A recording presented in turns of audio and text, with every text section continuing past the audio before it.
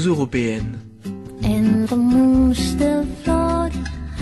Le magazine de la Maison de l'Europe Bordeaux-Aquitaine. Amalia Petot. Adjira Hadji. Bonjour à tous, bonjour Adjira et bienvenue pour cette nouvelle pause européenne. Au sommaire de cette nouvelle émission, des mesures européennes pour protéger la vie privée sur Internet, la Grèce en pleine négociation et un projet réforme du traité en cours. Mais tout d'abord, et comme toujours, du côté de la Maison de l'Europe, que se passe-t-il, Angela ?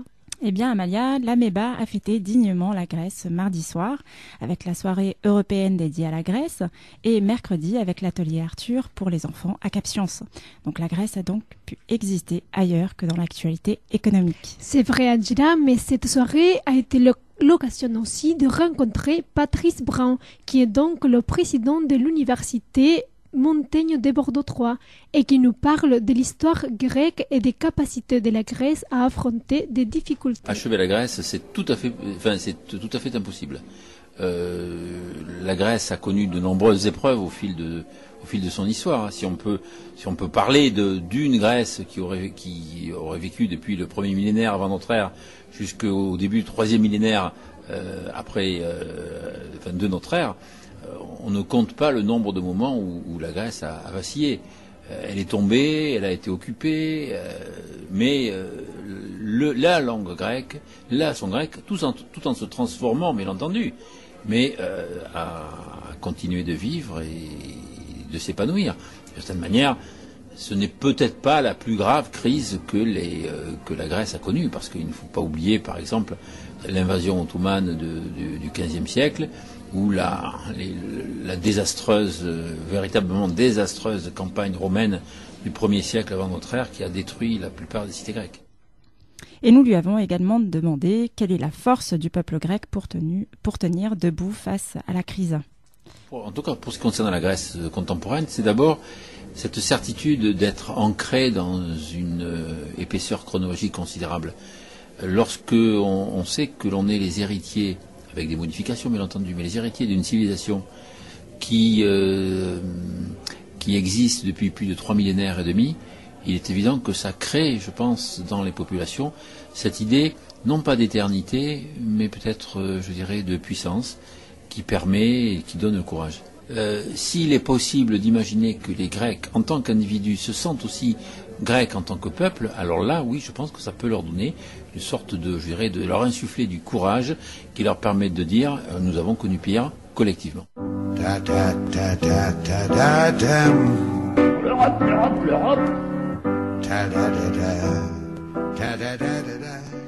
Et pour en revenir à l'actualité européenne, Adjira, la Grèce est en pleine négociation pour son avenir.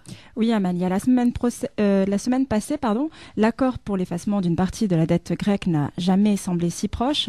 Pourtant, mercredi, les tensions entre les négociateurs apparaissaient de plus en plus clairement. Le Fonds monétaire international ferait pression sur la Banque centrale européenne pour qu'elle accepte de prendre des pertes sur les 40 milliards d'euros de dette grecque qu'elle détient. Et les créanciers privés de la Grèce, quant à eux, sont prêts à revoir leur offre maximale dans les négociations sur leur contribution au deuxième plan de sauvetage du pays afin de parvenir à un accord dans les temps. Autre actualité européenne importante, la Commission prend des mesures pour protéger les données personnelles sur Internet. Oui, la Commission européenne a proposé le 25 janvier une réforme globale des règles adoptées par l'Union en 1995, donc en matière de protection des données, afin de renforcer les droits en matière de respect de la vie privée dans l'environnement en ligne et de donner un coup d'accélérateur à l'économie numérique européenne. Et oui, les progrès technologiques et la mondialisation ont modifié en profondeur les modes de collecte, de consultation et aussi d'utilisation de nos données. Et en plus, les mesures nationales de transposition de la directive en 1995 sont différentes entre les 27 États membres de l'Union, ce qui a entraîné des divergences dans l'application de ce texte. Donc l'idée, c'est qu'une seule législation mette fin à la fragmentation juridique actuelle et aux lourdes charges administratives qui pèsent sur les entreprises. Ça permettra de réaliser des économies annuelles de l'ordre de 2,3 milliards d'euros. C'est une initiative qui contribuera également à renforcer la confiance des consommateurs dans les services en ligne. et ce qui donnera aussi un coup de fouet salutaire à la croissance, à l'emploi et à l'innovation. Mais qu'en est-il de la réforme des traités envisagée, puisque, comme on le sait, la France et l'Allemagne proposent à leurs partenaires de la zone euro, et si possible à l'ensemble de l'Union européenne, pourquoi pas, de mettre en œuvre une discipline budgétaire plus ferme. Et aussi d'harmoniser toute une série de politiques économiques. En réalité, Nicolas Sarkozy et Angela Merkel ont écrit une lettre adressée mercredi au président du Conseil européen, dans laquelle ils insistent sur la convergence des politiques économiques entre les membres de la zone euro au moins. En fait, un nouveau cadre juridique commun devra également être créé dans les domaines comme la régulation financière, le marché du travail, l'impôt sur les sociétés et une taxe sur les transactions financières. Yo creo que la lucha que él llevó. J'avais la confirmation de la ressemblance de nos points de vue. Et le point de vue de cette semaine porte justement sur la réforme des traités proposés par la France et l'Allemagne. Oui, nous avons rencontré Olivier Dubos, professeur de droit public au Centre de recherche et de documentation européenne et internationale à l'Université Montesquieu Bordeaux 4. Il nous éclaire sur les conséquences de cette réforme. Mais avant cela, Angela, nous lui avons demandé de nous présenter le module APE, donc Actualité des politiques européennes, désormais ouvert au public. Ces conférences s'inscrivent dans le cadre des enseignements du Master Ingénierie des politiques européennes qui est délivré à l'Université Montesquieu Bordeaux 4. Alors, ces conférences, elles ont d'abord un objectif pédagogique de formation des étudiants, bien évidemment, aux questions européennes et aussi à un aspect plus formel d'apprendre à faire des présentations en public. Et donc, l'idée que nous avons eue avec mon collègue Pascal Kaufmann, qui est professeur d'économie et avec qui j'anime cet enseignement, c'est que finalement, puisque l'objet de ces cours était d'apprendre aux étudiants à communiquer, le mieux était de le faire en quelque sorte in vivo ou en live. Et à partir de là, ces conférences, elles ont aussi pour objectif de donner des informations au grand public sur l'actualité européenne, puisque finalement les thèmes sont définis non pas en lien avec l'actualité brûlante nécessairement, c'est-à-dire la question de la crise, mais avec les thèmes qui sont à l'agenda de la Commission européenne, donc les grands dossiers législatifs de l'année. Il nous donne aussi l'impression de ces étudiants. Ils ont l'air de le vivre plutôt pas mal. Bon, bien évidemment, ils sont un peu stressés, mais c'est toujours quand même quand on a l'habitude, c'est quand même toujours un petit moment particulier quand on prend la parole en public. Mais ils prennent la chose à la fois très au sérieux et avec le recul nécessaire. Et finalement, l'expérience montre que globalement, ils s'en sortent tout à fait bien. Bon, en tout cas, je les félicite de cette initiative. Et Olivier Dubos nous explique aussi la réforme des traités proposés par la France et l'Allemagne. Alors, il s'agit bien évidemment pas d'une réforme fondamentale de l'Union européenne. De toute manière, ce n'est pas possible parce qu'il s'agit d'un traité qui va être conclu entre 26 États membres et non pas les 27 États membres, puisque le Royaume-Uni s'y est opposé. Donc, nécessairement, pour réformer de manière globale et structurelle l'Union européenne, il faudrait l'accord de tous les États.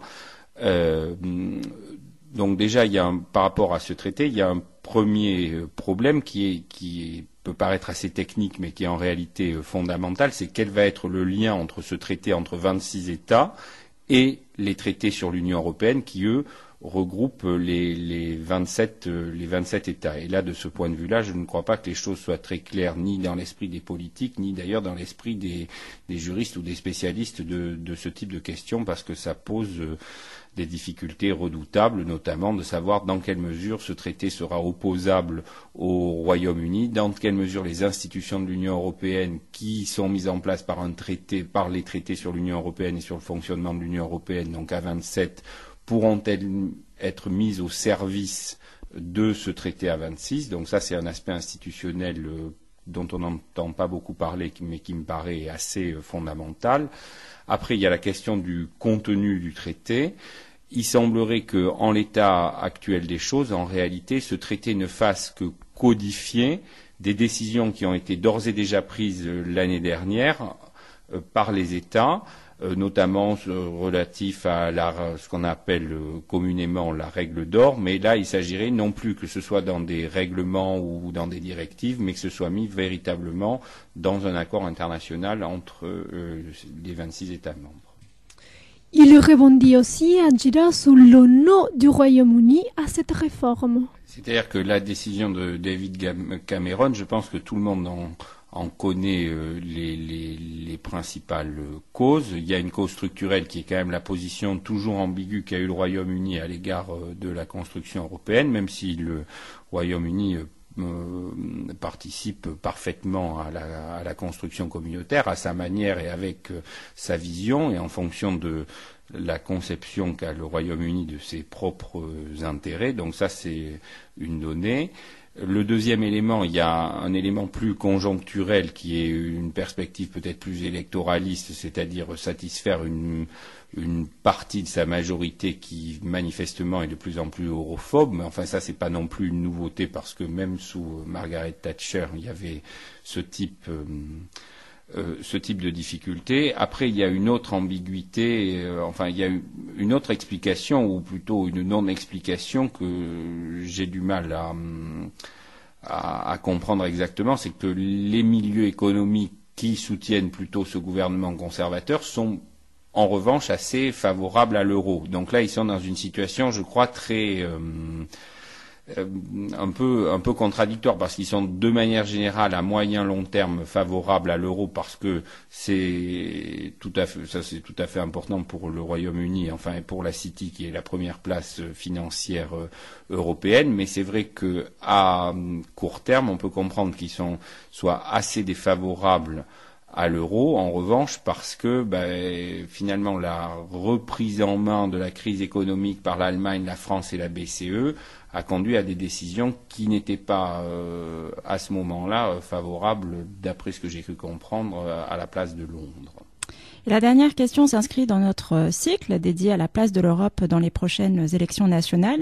Donc après Jean Petot et Bertrand Favreau, Olivier Dubos se prononce.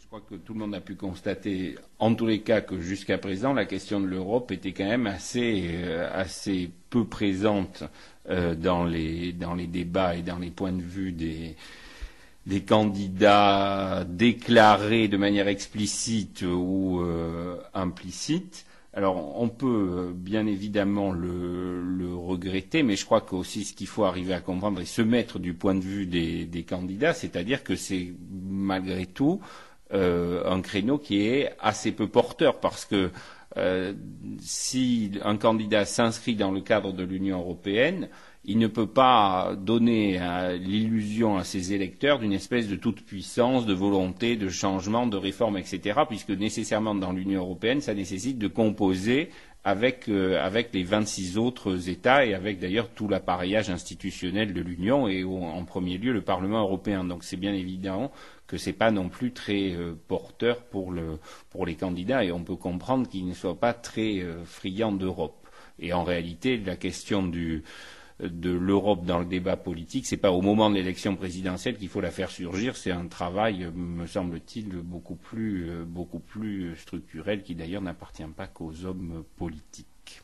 Sauf si Jean-Luc Mélenchon ou Marine Le Pen sont élus, là effectivement ça serait de nature à changer la place de la France dans l'Europe, mais si les candidats qui sont en l'état actuel des choses les mieux placés pour être élus, c'est-à-dire soit Nicolas Sarkozy, soit François Hollande, effectivement, ils ont probablement une conception du rôle de la France dans l'Union européenne un peu différente, une conception différente des politiques que l'on pourrait mener dans le cadre de l'Union européenne, mais quant à la structure globale de l'Union européenne et à la nécessité de la France de s'inscrire dans la construction européenne, de ce point de vue-là, je crois qu'il y a quand même une grande convergence, donc il n'y aura pas de bouleversement. En revanche, quand même, je pense que la manière dont l'un ou l'autre pourront se positionner à l'égard des autres États me paraît assez fondamental pour l'avenir de la France dans l'Union européenne, et d'ailleurs pour l'avenir de l'Union européenne de manière globale. C'est-à-dire que